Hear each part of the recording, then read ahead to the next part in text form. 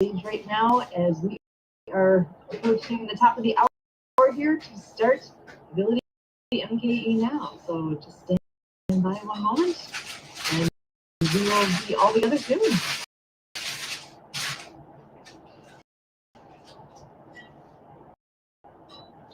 Ability MKE Now, we dive into this topic of diverse abilities. The concept of disability hits a wide range of possibilities. We could be talking about physical or disabilities, the deaf and hard of hearing community, blindness, chronic pain, mental health diagnosis, of substance use reduction, and the list goes on. We all have our own experience with disability, whether it's our own or with people we know or people we encounter in our daily lives. Here at Ability MKE Now, on the barriers and celebrate the ability in all of us. I am incredibly excited as we are starting off our 2024 season with two absolutely wonderful guests joining us today. So, to introduce them, first I will bring in Emily Gomer to go ahead and introduce our first guest. So Emily, over to you. So our first guest is out of met her through and she has an organization called Farm Girl Edibles. And no, not those edibles. So they're offering honeycomb peanut candle crackle. So I'm gonna pass it over to her to say a little more about who she is, what she does, what Farm Girl Edibles is, and so on. Thank you, Emily. I'm glad to be here, and Happy New Year to you and Susan and your guests and your listeners. Farm Girl Edibles started when a long ago, and I just didn't know it. I grew up on a farm, and as any kid had to work. I was that kid that didn't like it. I would rather go to school. And when summer school it was depressing for me because I don't want to get up earlier than I have to go to. So that was my life as a kid, where I try to find any excuse to get off the field. And my excuse was to go in the kitchen and cook anything. It was, my parents loved like afternoon tea, and I was the first to raise my hand saying, I will go boil the water and run into the kitchen where I could turn the TV on and take a little break and just be out of it. Well, that created love for cooking, and then I didn't even realize that was what was happening. And that excuse turned into when a crop of berries came in, my mom said, well, go ahead and make some pie and jams. And I was like, well, how do you make that? She was like, well, here's a cookbook, figure it out.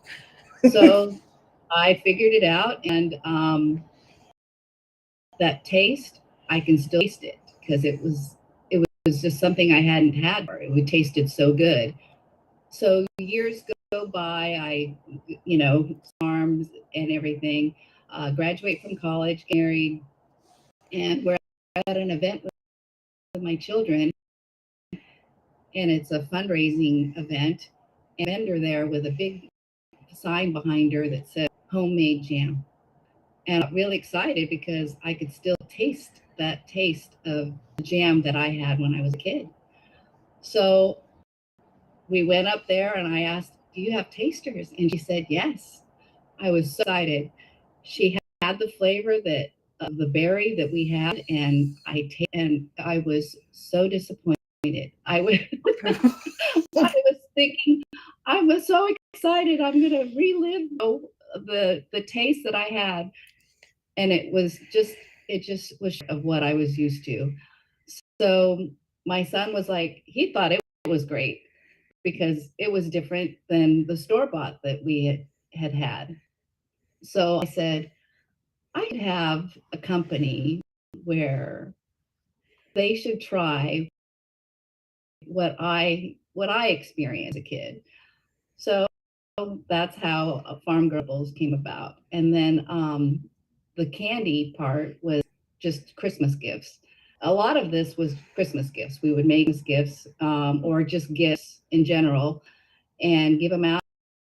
And everybody kept saying, you should make this. You should make this. Everybody saying, you need to make.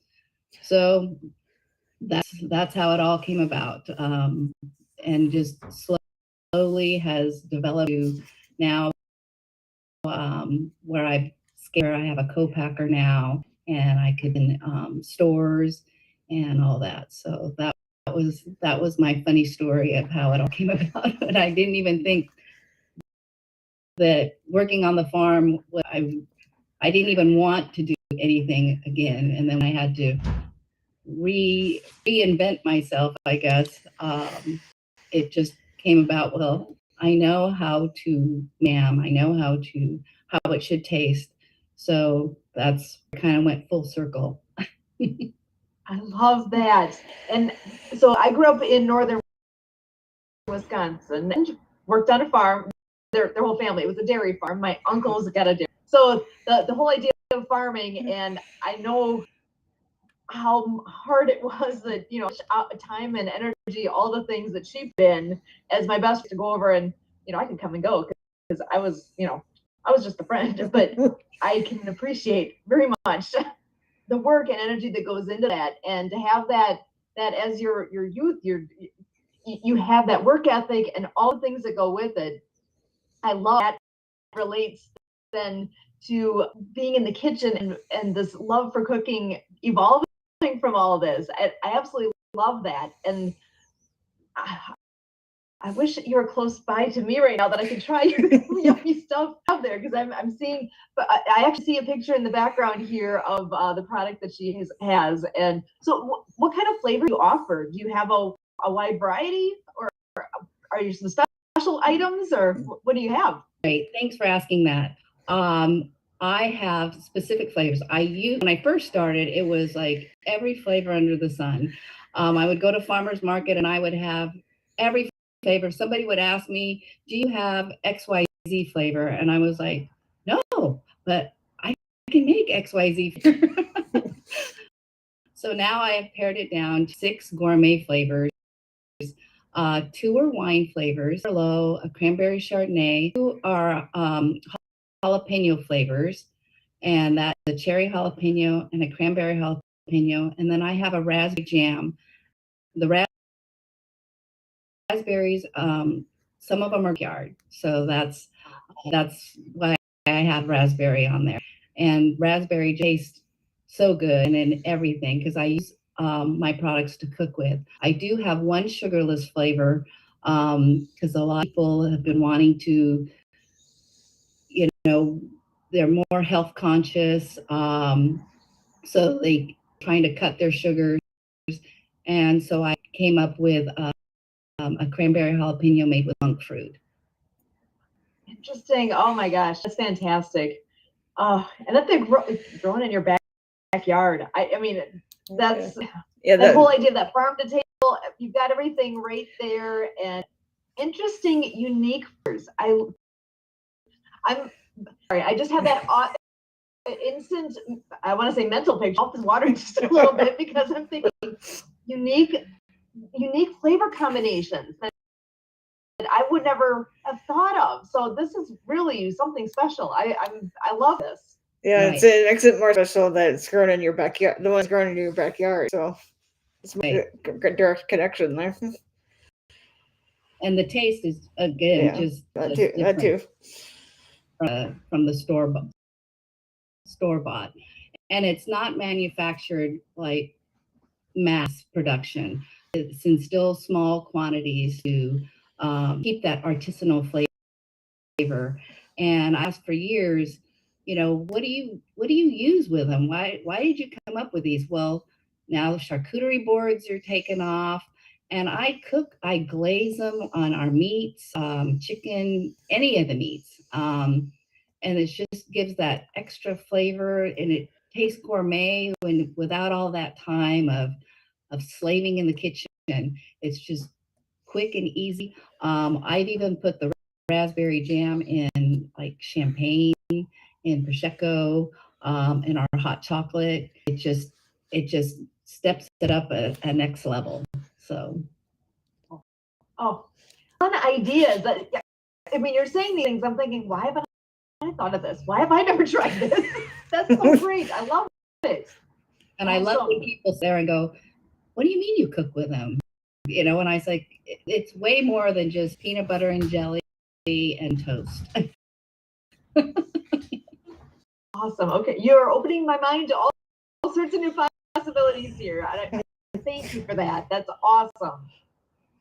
And now I do have, I'm going to switch gears for just a moment here because we do have another wonderful guest joining us tonight. I want to bring her in as well, and then we'll open this up for a conversation with all of us. So Emily, I'm going to pass the baton back to you to go ahead and introduce Desiree to us all. So I just met Desiree just a few hours ago through the Happy Neighborhood Project. She is in Australia and helps people or women, especially with getting jobs or back into the workforce and so on. So that's already Desiree to say a little more about that. Who she is, what she does. All right. Thank you, Emily. And thank you, Sue, for having me on the show. It's really an honor. And it's lovely to hear from Flo. My mouth was watering as well. I don't think I'm so far away from America. I wish I could get hold of her condiments and whatnot. And to all the listeners, I really appreciate you being online, and Happy New Year to everyone. I'm Desiree from Desiree B. Carey Coaching, and I'm a return to work coach. By that, I mean for anyone who's had challenges in life, and as women who, you know, we have different jobs, different things that we do, and all of them, most of them, we don't have training for. So as women, we have to choose between family or career, caregiver or career, this marriage or jobs. And so therefore, the women I look after are women who've had to work, who've been homemakers, or whose kids are now back at, are old enough to go to school, and now they have the time. Women who cared for, have cared for family members who've either passed on or who are now they're relieved of that duty. Women going through separation and divorce, one you have a salary or you don't have to worry about money coming in, then suddenly you do have to care for a whole household.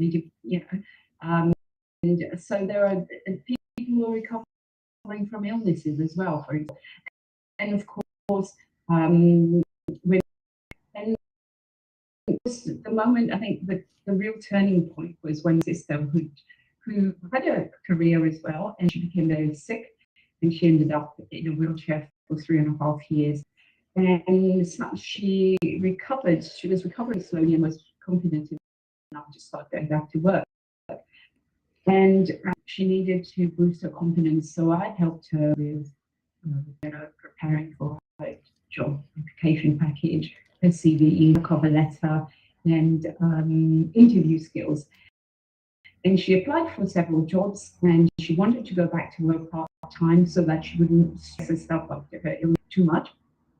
She got in accounting department. She was a numbers lady, but she was high-level professional previously, but she didn't want to add the stress, so she got a job at an accountancy.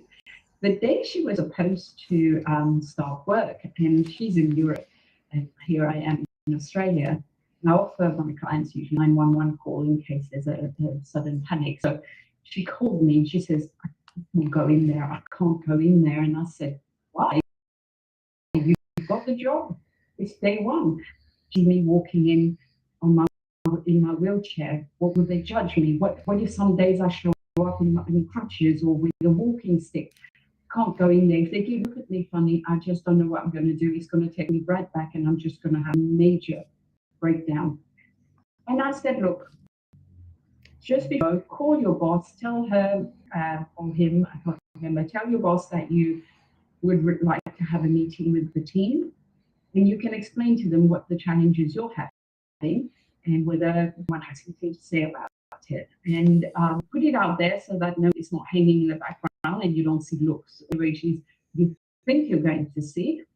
And once people know, if you explain what your needs are and how you want to be approached, everybody knows. So she went, and she to me after she had this meeting with the team, another lady approached her and said, you know what, I have a disability too. When I started, they put, you see that's for me, they put that up for me. This is a really inclusive workspace, and therefore you had nothing to worry about, but I appreciate you showing that vulnerability. So she was so pleased, and I look forward helping other women, whether they've just gone through separation, divorce, or another illness, or mums going back into the workforce. I realized I was really good at what I did, and I understood, and come from a lineage of 4 generations of women. There were really 3 men in the whole thing, and I understand what they, and I didn't go through everything myself, but through their stories I learned. So I think I'm in the right place, and I found the right company and there's nothing nice than a woman telling me she's got the job. And I always, for weeks on end, I think of her in her new job.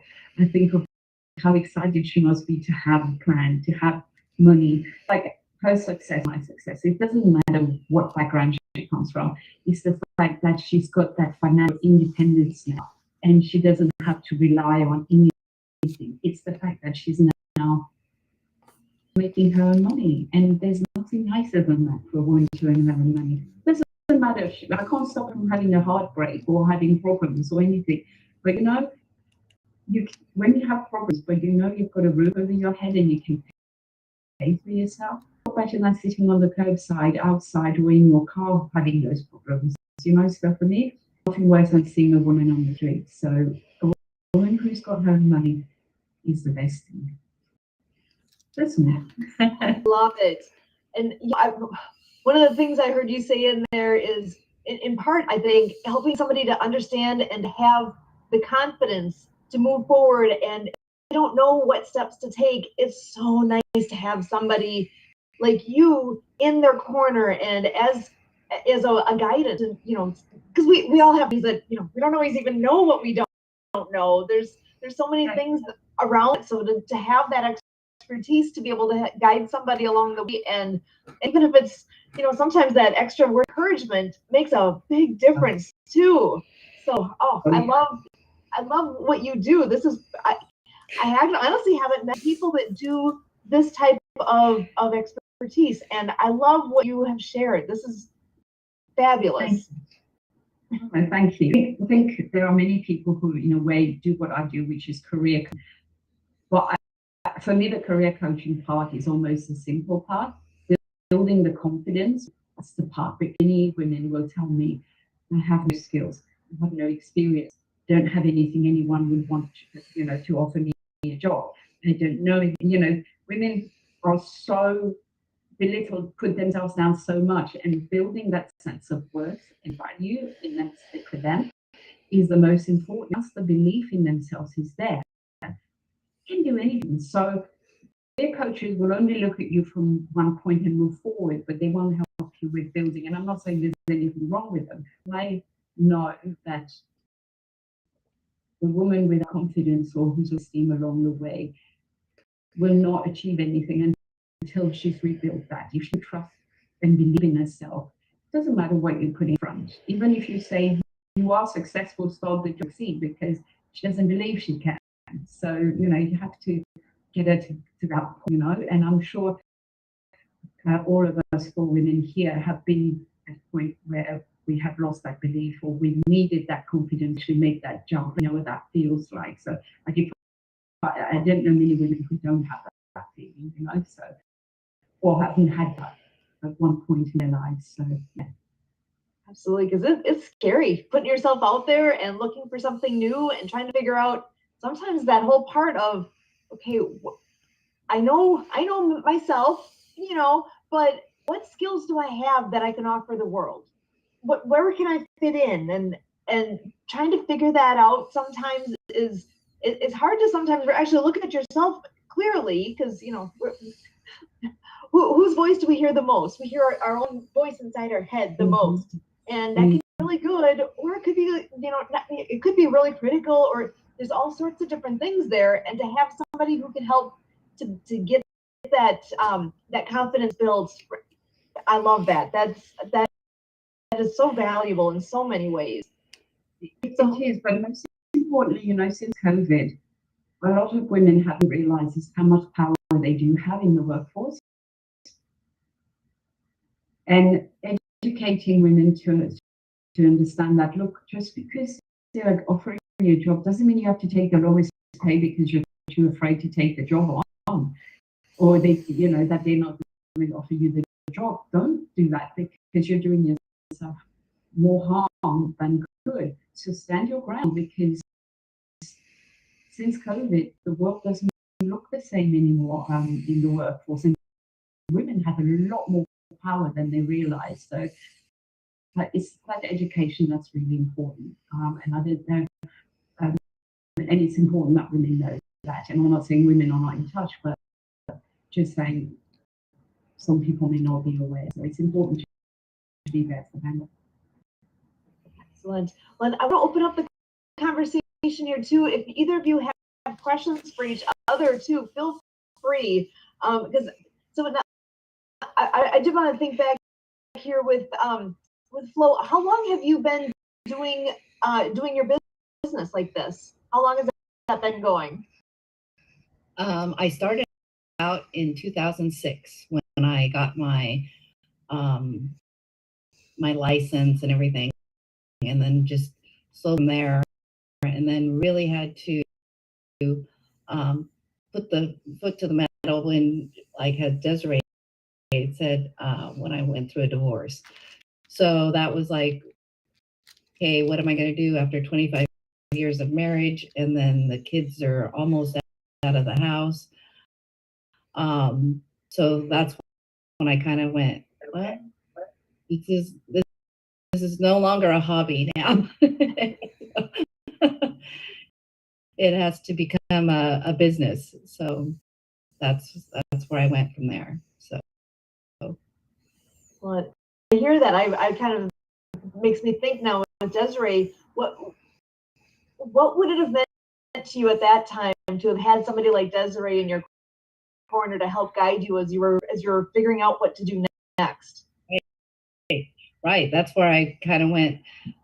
I didn't really want to go back to what I knew, which was farming and, a stay-at-home mom. I was educated. I had my degree.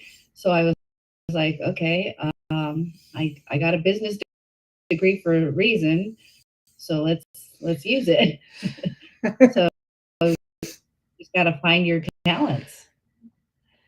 Excellent. So Desiree, what was it that you had done prior to being in this position of helping others like this? You said project management. So I'm thinking that's probably helped quite a bit in figuring out that whole process of getting somebody from where they are to where they're trying to get to. I can see that being a very valuable piece. Yes, it did teach me quite a lot, but and especially from a point of view of being on the other side of the table, knowing what an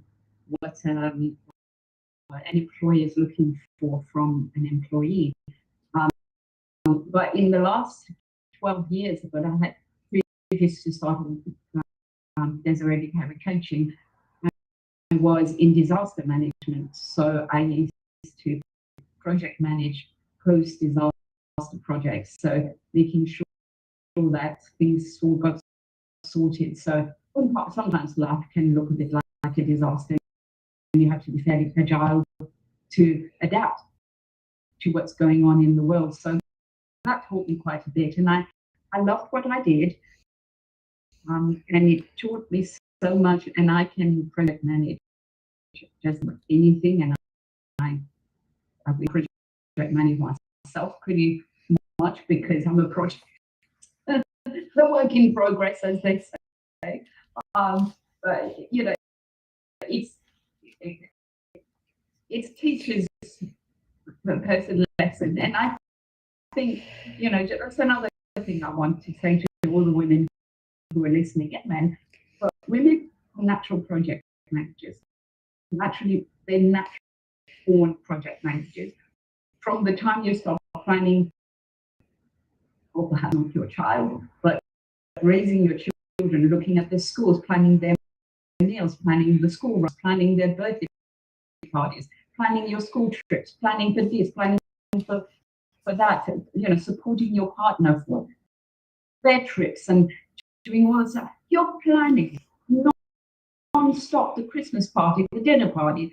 You know, what are we doing? We're planning events, we're project managers. So what we're doing it on a scale of a home, but never, never, never forget that you are a project manager. It's just in you. And no matter whether it ends up being a disaster, which people who get paid to manage projects can have a disaster project. Imagine you pay for it and you're supposed to manage your projects. 4-page e-cookbook. So it's filled with how to make your salad dressings, to glazes, to even your, like I said, beverages.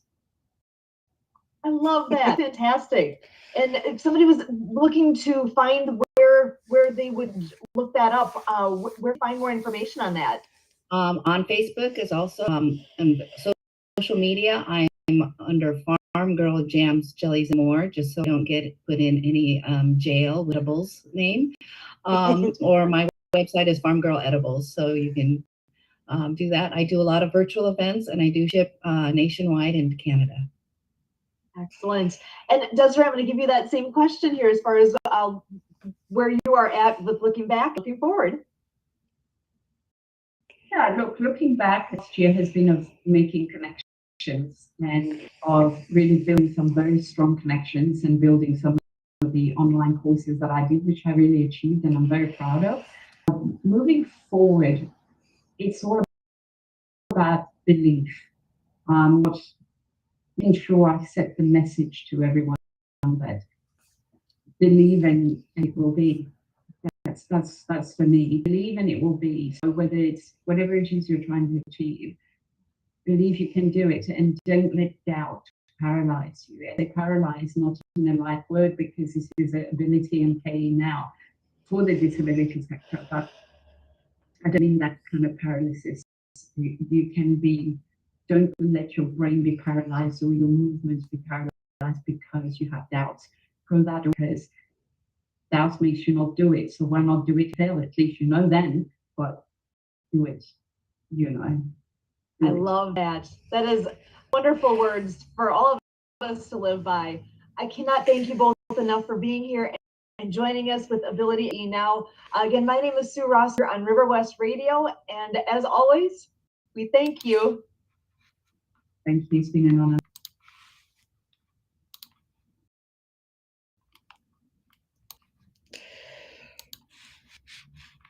Recording stopped. Awesome. You guys are wonderful. I have absolutely loved